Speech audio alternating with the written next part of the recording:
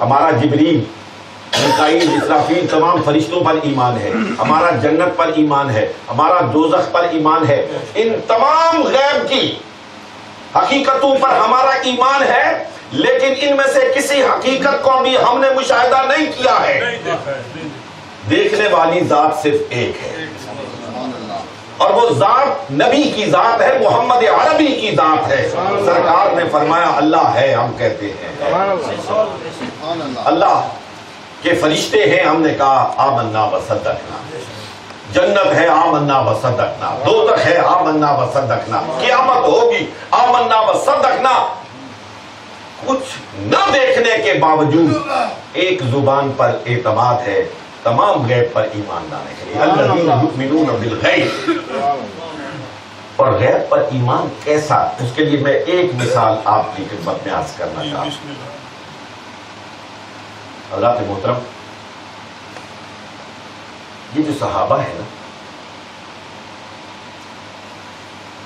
یہ ایسے حضور نے نہیں فرمایا کہ یہ آسمان ہدایت کے چمکتے ہوئے ستارے، اور ان ستاروں میں کوئی زیادہ تفریق بھی نہیں کرنی چاہیے۔ جن کو رسول اللہ نے ستارے کہہ دیا ہے، ان کو ستارے ہی رہنے دینا چاہیے، ان کو ستارے رہنے دینا چاہیے۔ ان میں سے ستاروں کا انتخاب مناسب نہیں ہے، یہ سارے ستارے آسمان ہدایت کے چمکتے ہوئے ستارے، اور جس کو جو جتنا قرب رسول حاصل ہو گیا اتنا ہی چمک اٹھا۔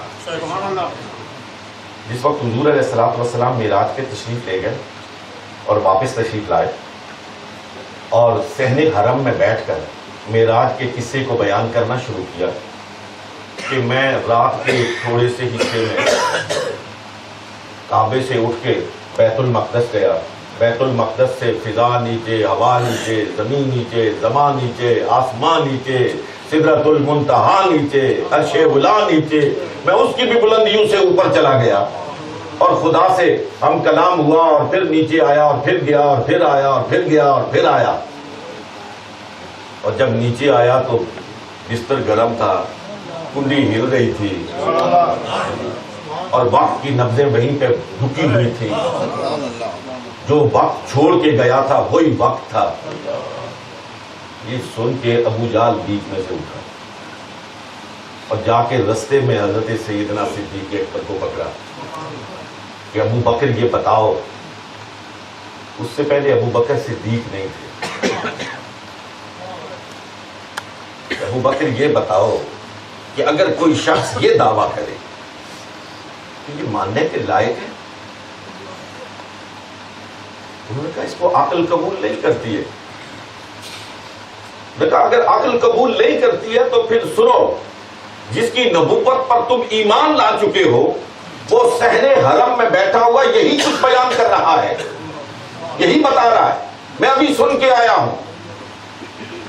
آپ نے یہ نہیں سوچا، ابو بکر کی عظمتوں پہ قربان، یہ نہیں سوچا کہ یہ کہنے والا، فضیلت محمد مصطفیٰ بیان کرنے والا، حضور کا سب سے بڑا دشمن، اسلام کا سب سے بڑا دشمن ابو جہل ہے۔ کہا میرے آقا فرما رہے، حضور فرما رہے، صلی اللہ علیہ وسلم فرما رہے۔ کہا ہاں میں سن کے آ رہا ہوں، محمد کہہ رہے ہیں۔ کہا اگر میرے حضور کہہ رہے ہیں تو آمنا وصدقنا، آمنا وصدقنا۔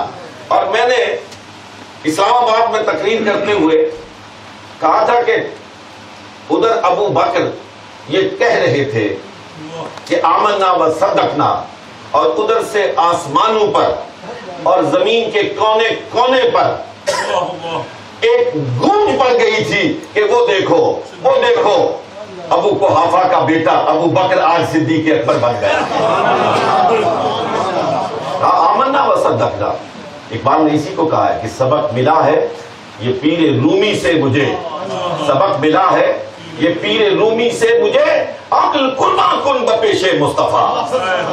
پیر رومی نے مجھے یہ سبق دیا ہے کہ جہاں حضور علیہ الصلوۃ والسلام کی بات آئے، جہاں غیب کے ایمان کی بات آئے، جہاں نبی کی زبان کی بات آئے، وہاں پہ پھر عقل کو بارگاہ مصطفی کی دہلیز پر قربان کر دو، بھیٹ چڑھا دو۔ سرکار کی دہلیز پر. الذین یؤمنون بالغیب، یہ متقین وہ ہیں جو پھر غیب پر ایمان رکھتے ہیں، پختہ ایمان رکھتے ہیں، یقین کامل رکھتے ہیں.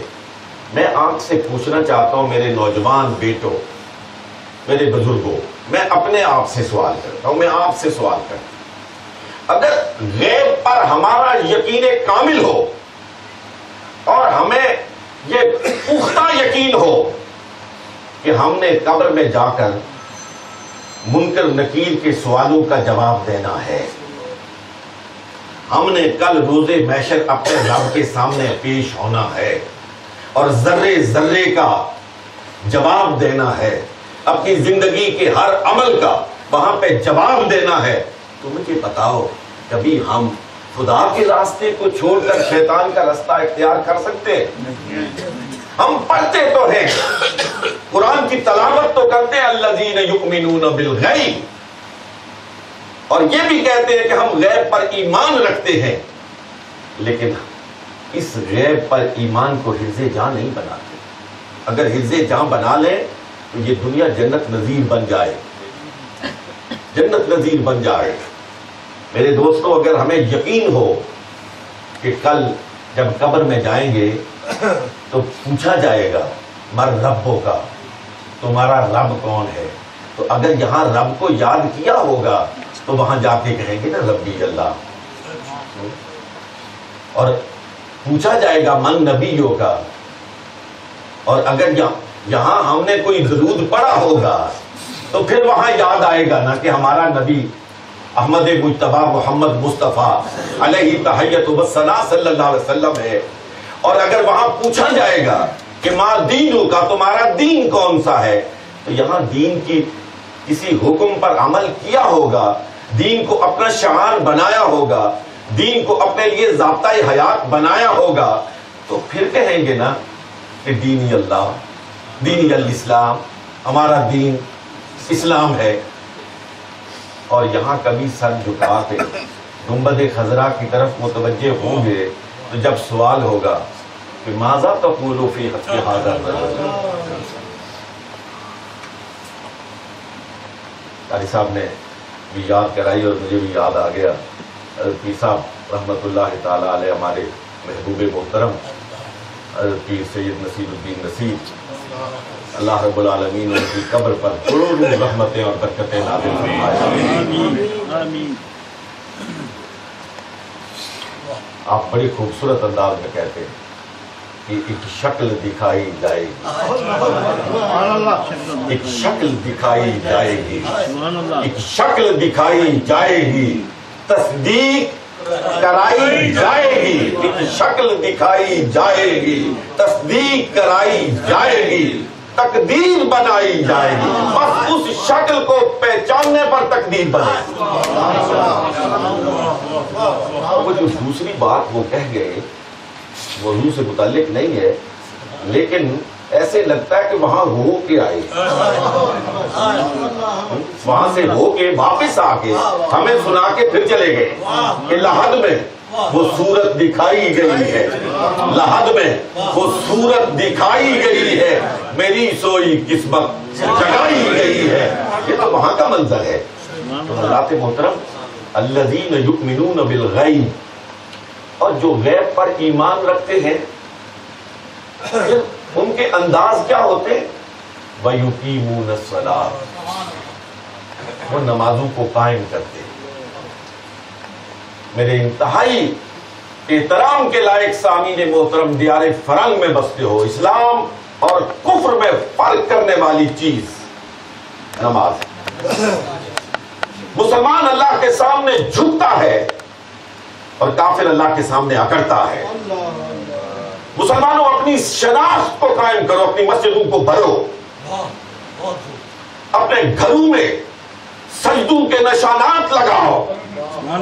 آج بے چینی ہے، اضطراب ہے، افتراق ہے، انتشار ہے، گھر ٹوٹ رہے ہیں، شکست و ریخت کا شکار ہو رہے ہیں، ماں باپ پریشان ہے، اولاد پریشان ہے، ایک افراتفری کی کیفیت ہے. اور خاص طور پر آپ کے یورپ میں یہ کیفیت ہے. خدا کی قسم اٹھا کے کہتا ہوں کہ اس افراتفری کا علاج عاملوں کے پاس نہیں ہے. اس افراتفری کا علاج عاملوں کے پاس نہیں ہے, ان گنڈے تعویذوں کے پاس نہیں ہے. اس افراتفری کا علاج الا بذکر اللہ تطمئن القلوب. اگر اپنے گلوں میں اطمینان چاہتے ہو, اگر اپنے دلوں میں اطمینان چاہتے ہو, تو وہ اللہ کی یاد ہے. اللہ کی یاد ہے.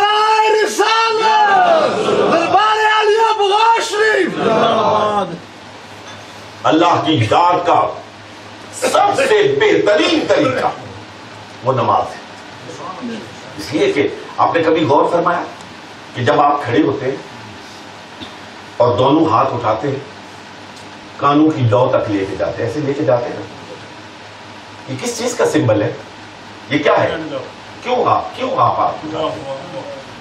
اس پہ غور کرو میرے نوجوان بچوں. کیا آپ نے ہاتھ اٹھائے, کانوں کی لو تک لے کے یہاں لے کے جاتے, یہاں کانوں کی لو کو لگاتے, کیوں؟ ساری دنیا سے ہاتھ اٹھا لیتے ہیں آپ کہ میں لا الہ, کوئی اور نہیں ہے, میں کسی کی پوجا نہیں کرتا ہوں, میں کسی کے سامنے جھکتا نہیں ہوں, میری امید کا مرکز اللہ, میرے خوف کا مرکز اللہ, میری عزت, میری ذلت, میری موت, میری زندگی, سب کا مالک میرا رب ہے.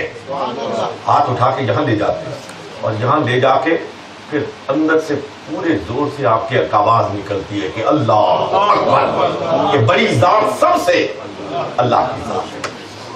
خدا کی قسم اٹھا کے کہتا ہوں یار, کسی دنیا دار لیکن سلیم الفطرت انسان کے دروازے پہ کوئی جا کے دستک دے, وہ اسے خالی نہیں لوٹاتا. کیوں کوشش صاحب, کوئی دنیا دار سلیم الفطرت ہو, اس کے دروازے پر جا کے کوئی دستک دے, وہ اسے خالی واپس نہیں لوٹاتا ہے.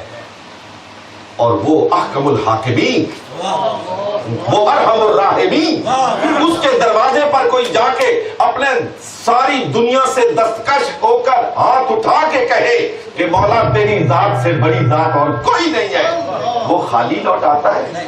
وہ کہتا ہے تو چل کے آ, میں دوڑ کے آؤں گا, تو ایک بالش تھا, میں بازو کی مانند آؤں گا.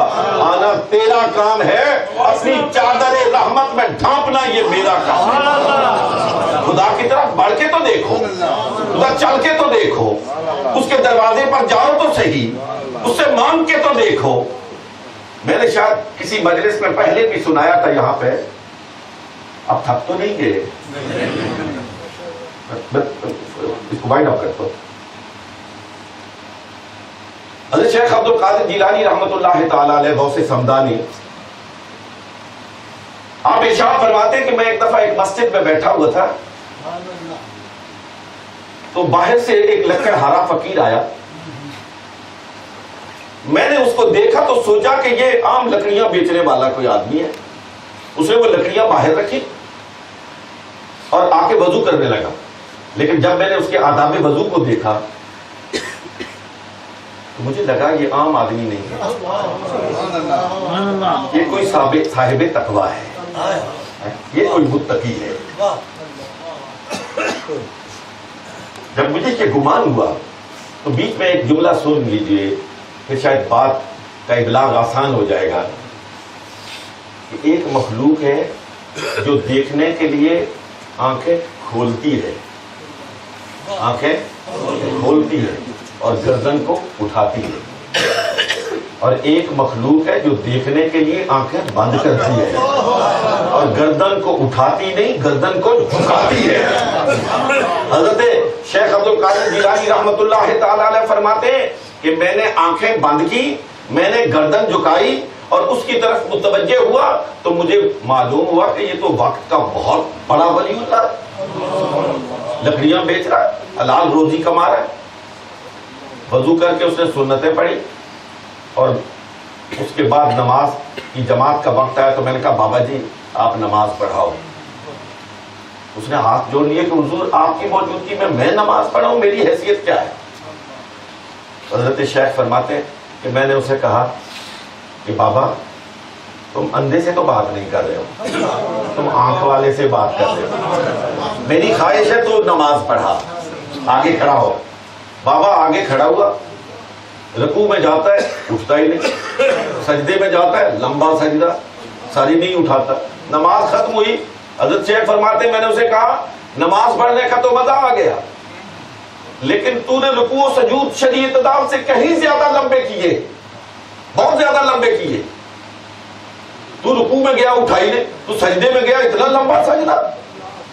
اس کی آنکھوں سے آنسو چھم چھم برسنے لگے، ہاتھ جوڑ لیے، کہا حضور اسی لیے نماز نہیں پڑھاتا ہوں، مجھے قسم ہے رب ذوالجلال کی جس کے قبضہ قدرت میں میری جان ہے کہ جب میں سبحان ربی العظیم یا سبحان ربی الاعلیٰ کہتا ہوں اس وقت تک دوبارہ سبحان ربی العظیم یا سبحان ربی الاعلیٰ نہیں کہتا جب تک کہ میرا رب نہیں کہتا لبیک یا عبدی، میرے بندے میں حاضر ہوں، تو مانگ کیا مانگتا، مانگ کیا مانگتا۔ یہ جو یقیمون الصلاۃ والے لوگ ہیں نا جو نمازیں قائم کرتے، یہ پھر براہ راست میری بات سنو نوجوانوں، ایسے کبھی ادھر سے خارج، کبھی پاؤں آگے کبھی پاؤں پیچھے، کبھی یہ کبھی وہ، اس طرح نماز جو ہے نا وہ پھر وہ لطف نہیں دیتی ہے۔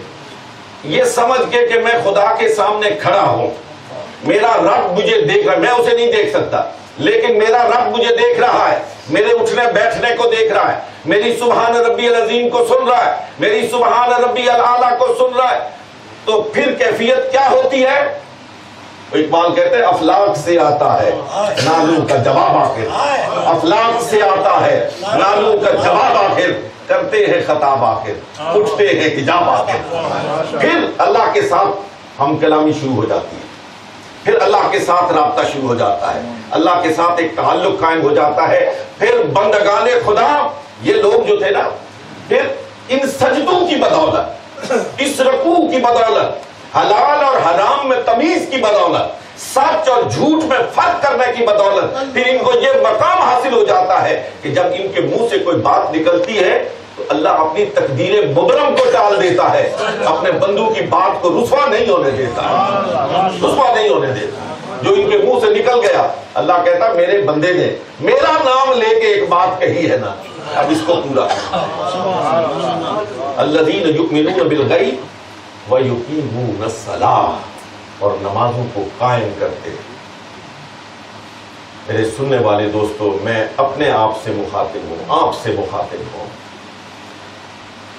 کہ ہم نے اگر مسجدوں کو آباد کر دیا، ہم نے اگر پیشانیوں کو خدا کے سامنے رکھ دیا، ہم سب کے سب یکسو ہو کر کعبے کے سامنے جھک گئے، تو آج یہ 53 اسلامی ممالک جو کبھی واشنگٹن اور کبھی یہاں اور کبھی وہاں آپ کو جھکے ہوئے نظر آتے ہیں نا، پھر کہیں اور جھکے ہوئے نظر نہیں آتے۔ جو اس کعبے کے سامنے جھکنے والے ہمارے حکمران تھے نا، وہ یار مجھے یہ بتاؤ کبھی کسی نے پانی کو بھی خط لکھا ہے؟ کبھی کسی نے پانی کو بھی خط لکھا ہے؟ لیکن آپ کے سامنے عمر نے لکھا ہے یا نہیں لکھا ہے؟ وہ جو مراد رسول تھا، وہ جس کو رسول اللہ نے مانگ کے لیا تھا، اس نے نیل کو، دریائے نیل کو خط لکھا تھا یا نہیں لکھا تھا؟ اور پھر نیل نے اس کا حکم مانا یا نہیں مانا؟ آج تک رک کے تو دکھائے اس کی روانی، یہ عمر کے حکم کی فرما روائی ہے کہ آج تک نیل پھر رکا نہیں، پھر سوکھا نہیں ہے۔ کبھی زمین پہ بھی کبھی کسی نے کوڑے مارے ہیں؟ زلزلہ آیا پاکستان کا تیس نیس کر کے رکھ دیا، کوئی ہوتا نا مرد مجاہد جو اٹھ کے کوڑا مارتا اور کہتا کہ وہ زمین تو کیوں ہلتی ہے، رک جا۔ لیکن مدینے میں عمر تھا نا، زلزلہ آیا تو کوڑا لے کے باہر۔ جو اللہ کے سامنے جھکتے ہیں نا، پھر ان کے کوڑے زمین پر بھی حکمرانی کرتے ہیں، پانی پر بھی حکمرانی کرتے ہیں، ہواؤں پہ بھی ان کی حکمرانی ہوتی ہے۔ صرف لوگوں کی گردنوں پہ ان کی حکمرانی نہیں ہوتی، لوگوں کے دلوں پہ ان کی حکمرانی ہوتی ہے۔ الذین یؤمنون بالغیب ویقیمون الصلاۃ، وَمِمَّا رَزَقْنَاهُمْ يُنْفِقُونَ، اور جو اللہ نے ان کو دیا ہے رزق اس میں سے خرچ کرتے ہیں۔ دیکھیے یہاں میں صرف چند منٹ آپ کے لینا چاہتا ہوں کہ اللہ رب العالمین اپنے حقوق کو اور اپنے بندوں کے حقوق کو ساتھ ساتھ لے کے چلتا ہے۔ اپنے بندوں سے خدا بے پناہ پیار کرتا ہے۔ وہ جو اقبال نے کہا تو غلط نہیں کہا ہے کہ خدا کے بندے تو ہیں ہزاروں، بنوں میں پھرتے ہیں مارے مارے۔ خدا کے بندے تو ہیں ہزاروں، بنوں میں پھرتے ہیں مارے مارے۔ میں اس کا بندہ بنوں گا جس کو خدا کے بندوں سے پیار ہوگا۔ یہ ویسے اقبال نے نہیں کہا ہے۔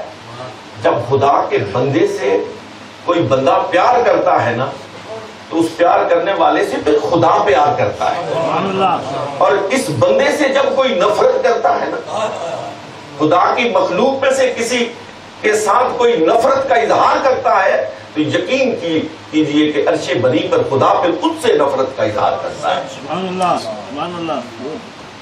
وَمِمَّا رَزَقْنَاهُمْ يُنْفِقُونَ، اپنے سے نہیں، اللہ کہتا ہے جو میں نے تمہیں دیا ہے، اور جو آپ کو دیا ہے نا اس میں سے آپ میں سے جو کمزور لوگ ہیں نا ان کا حق اللہ نے مقرر کیا ہے، میں نے اور آپ نے نہیں کیا۔ وَفِي أَمْوَالِهِمْ حَقٌّ مَعْلُومٌ لِلسَّائِلِ وَالْمَحْرُومِ، سائل اور محروم کا حق اللہ رب العالمین نے آپ کے مال میں رکھ دیا ہے۔ ہماری نفسیات کیا ہے؟ ہماری نفسیات یہ ہے کہ ہم اگر کسی کو زکوٰۃ بھی دے دینا، زکوٰۃ بھی، تو چاہتے ہیں کہ اس کی نسلیں ہمیں سلام کرتی ہیں۔ میں جاؤں تو میں یہ کہ السلام علیکم جناب، اٹھوں تو یہ اٹھیں، بیٹھوں تو یہ بیٹھیں، اور ہماری یہ توقع ہوتی ہے کہ اس کے ساتھ جو میں نے کوئی احسان کیا ہے، احسان یار آپ نے اس پر نہیں کیا، احسان آپ نے اپنے اوپر کیا ہے کہ اس کا مال جو آپ کے مال میں تھا اس کو نکال کے صاحب مال کے حوالے کیا ہے۔ یہ تو آپ نے اپنے اوپر احسان کیا ہے۔ بڑے کامیاب لوگ ہوتے ہیں جو اپنے اوپر دوسروں کو ترجیح دیتے ہیں، بڑے کامیاب لوگ ہوتے ہیں۔ اس حرص و ہوس کی دنیا میں، اس حرص و ہوس کی دنیا میں یہ ہم نے لیا ہے درس جنوں، اس حرص و ہوس کی دنیا میں یہ ہم نے لیا ہے درس جنوں، اپنا زیاں تو منظور سے ہی اوروں کا زیاں منظور نہیں۔ یہ جو صاحب تقویٰ ہوتے ہیں نا یہ خود تو بھوکے رہ سکتے ہیں، کسی کو بھوکا مرتا ہوا نہیں دیکھ سکتے، کسی کو بھوکا مرتا ہوا نہیں دیکھ سکتے۔ اور یہ جو صاحب تقویٰ ہے، آج تو ایک بزرگ کے اس کی یہ تقریب ہے، میں نے کئی مرتبہ کہا یار یہ تو زندہ رہتے ہیں تب بھی مخلوق خدا کو کھلاتے ہیں، یہ اس کیا ہے کہ دنیا سے چلے جاتے پھر بھی مخلوق خدا کو کھلاتے ہیں۔ نعرہ تکبیر، نعرہ رسالت، دربار عالیہ بغاشلی۔ میں نے کئی موقعوں پہ ایک بات کہی ہے کہ لاہور کا رہنے والا آدمی جس کو داتا دربار کی سڑک ذہن میں محفوظ ہے، وہ کسی بیماری سے مر سکتا ہے، بھوکا نہیں مر سکتا، بھوکا نہیں مر سکتا، اس لیے کہ داتا صاحب وہاں لیٹ کے بھوکوں کی خوراک کا وہ بندوبست کر رہے ہیں جو 5 سٹار ہوٹل والے بھی نہیں کرتے۔ کوئی بھوکا نہیں مر سکتا ہے، اور یہی کیفیت ہے ان تمام صوفیاء کی، یہ زندہ رہیں تب بھی مخلوق خدا کو کھلاتے ہیں، اس دنیا سے چلے جائیں تو ان کی قبریں مخلوق خدا کو کھلاتی ہیں۔ کہتے ہیں قبروں سے کیا ملتا ہے؟ اور کچھ نہیں ملتا تو بھوکوں کو کھانا تو ملتا ہے۔ جو روحانی فیض کے لیے جائے اسے روحانی فیض مل جاتا ہے، اور جو صرف کھانا کھانا جائے اس کو کھانا بھی مل جاتا ہے، اس کو بھی بھوکا واپس نہیں کرتے۔ الذین یؤمنون بالغیب ویقیمون الصلاۃ، نماز قائم کرتے، ومما رزقناہم ینفقون، اور جو اللہ رب العالمین نے انہیں رزق عطا فرمایا ہے اس میں سے اللہ کے بندوں پر خرچ کرتے ہیں۔ اللہ رب العالمین ہمیں عمل کی توفیق عطا فرمائے۔ اگلی آیہ مبارکہ میں متقین کی ایک اور صفت ہے، اس صفت کا تعلق کل کے موضوع سے انشاءاللہ العزیز اس آیہ مبارکہ پر میں کل ایسا محترم کے کی مسجد میں جمعہ کے موقع پر گزارش کروں گا، وہ بھی اسی متقین کی صفت ہے۔ اللہ رب العالمین آپ کے آنے جانے کو قبول فرمائے، یہاں بیٹھنے کو قبول فرمائے، سننے سنانے کو قبول فرمائے، اور جو کچھ ہم نے سنا ہے، جو کچھ ہم نے بولا ہے، اللہ رب العالمین اس پر ہمیں عمل کرنے کی توفیق۔ ہماری زندگیاں، آخری بات میری سنو، ما آتاکم الرسول فخذوہ وما نہاکم عنہ فانتہوا، جو رسول نے دیا اسے لے لو اور جس سے منع کیا اس سے رک جاؤ۔ مت سوچو کہ یہ جو دیا ہے اس میں عقلی توجیہ کیا ہے، اور یہ جس سے منع کیا ہے اس کی عقلی توجیہ کیا ہے۔ نہ یار، اگر مسلمان ہونا تو جو رسول اللہ نے کہا وہ حرف آخر ہے، کہا کرو حرف آخر، کہا نہ کرو حرف آخر۔ فلا وربک لا یؤمنون حتی یحکموک فیما شجر بینہم ثم لا یجدوا فی انفسہم حرجا مما قضیت ویسلموا تسلیما۔ اللہ فرماتا ہے، ویسے کیا پیارا انداز ہے، بات لمبی ہو جائے گی میں نہیں کرتا۔ اللہ رب العالمین حضور کو کہتا ہے، ذرا غور کیجئے سرکار کا اور خدا کا تعلق کیا ہے۔ یہ نہیں کہا کہ رب کی قسم ہے، فلا وربک، تیرے رب کی قسم ہے، تیرے رب کی، میرے محبوب تیرے رب کی قسم ہے، میرے محبوب تیرے رب کی قسم ہے۔ فلا وربک لا یؤمنون، کہ وہ مومن ہو ہی نہیں سکتا کہ تو کوئی فیصلہ کرے اور اس کے دل میں ذرا سا بھی کوئی میل آ جائے، اور ذرا سا بھی میل آیا ایمان گیا۔ اس لیے جو خدا کا اور خدا کے رسول کا فیصلہ ہے، مسلمان کا کام ہے اسے من و عن تسلیم کرنا، اپنی گردن کو جھکانا، سر تسلیم خم کر کے اس پر عمل پیرا ہو جانا۔ اللہ رب العالمین ہمیں توفیق عطا فرمائے۔ وآخر دعوانا ان الحمدللہ رب العالمین۔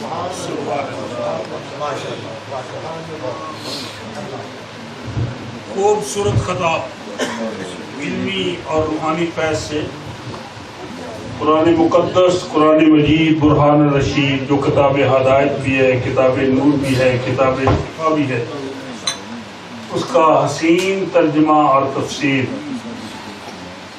اور بھرپور علمی نکات سے بھرپور قبلہ صاحب زادہ صاحب نے آلموسٹ 1 گھنٹے سے کچھ زائد خطاب فرما کر مجھے اور آپ کو نبی پاک علیہ السلام کے عشق و محبت سے سرشار فرماتے ہوئے قرآن کی حسین تعلیمات، سنہری تعلیمات کو اپنانے کے لیے درس دیا۔